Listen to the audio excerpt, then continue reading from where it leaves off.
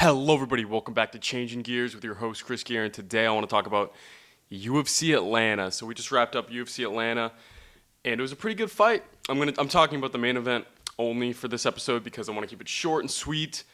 But yeah, we had a great fight, great main event. Kamaru Usman took away the W against Joaquin Buckley, and let me just say, I'm honestly I live for this stuff. Kamaru Usman having a 2-year layoff, being on a little bit of a losing streak. Past 3 fights he's taken the loss, but coming back after 2 years against a young, hungry contender, a guy who's been running rampant through 170, he came back and he defeated him, and I love that. I love the fight. It was a great fight. I think Usman fought perfectly, and I mean, what else can you say? And I'm excited to see what the future holds for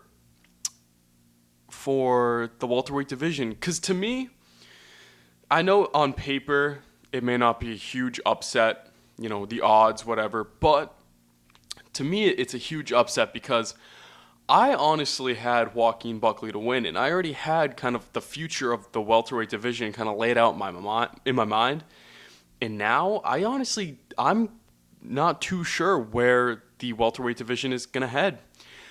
So before this fight, I would have told you that Buckley is going to go on to fight maybe Ian Gary or a Sean Brady or Shavkat, one of those bigger names, one of the higher ranked guys in the division, and go on to, fight a fight against them, and then, pave the way for a title shot. But now I see that Kamaru Usman is definitely still back in the title mix. I mean, I honestly thought that the old generation of welterweights were kind of on their way out. We kind of saw, I think I mentioned this in a video beforehand, but I saw Joaquin Buckley as kind of the guy who was helping these welterweights go out the door, like Colby Covington, Wonderboy, and then Kamaru Usman. I figured he would be the guy to kind of help this older generation of welterweights, pay their dues and get out of the sport. But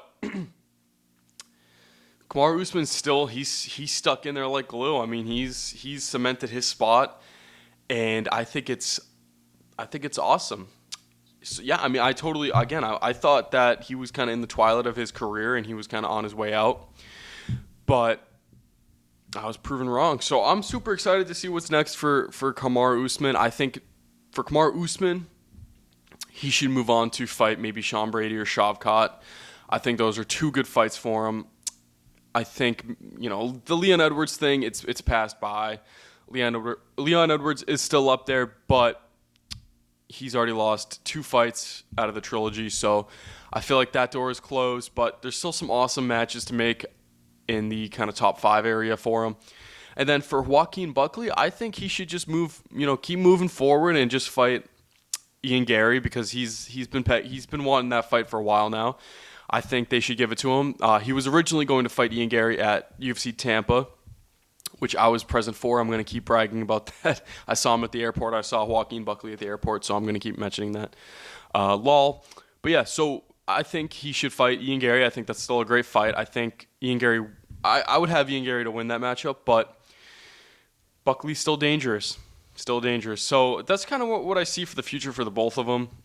I kind of feel bad for Buckley in a sense. He really had this he was really picking up steam, and he had this big hype train. And I'm not saying that it's been derailed or anything. I'm not one of those guys who's instantly off the topic of like, oh, he's done, whatever. No, I'm not that kind of guy.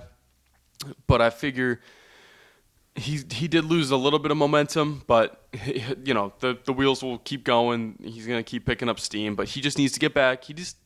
All he needs to do is get back to it, get some more fights and just keep working his way. It might take a little longer now, granted, because he lost this fight to make his way to a title, be in the title talk, but I think he's definitely still up there, and I think he should just get some more fights. Ian Gary, Morales. There's still some awesome fights to make for him, where he sits in the middle of the welterweight rankings. I think he's number 6. I don't know. I haven't checked I should check the rankings before this. I think I did check them. but I forgot because I have a terrible memory. But yeah, so he kind of sits in the middle there, and there's still some awesome matches to make for him. So he's definitely not going anywhere, and his train's still going. So let me know what you guys think about this fight. I think it was an awesome fight. Let me know what you guys think about the future for both of these guys, what you think should happen with each of them. And yeah, I'll catch you guys in the next episode of Changing Gears. Let's change some gears. Bye.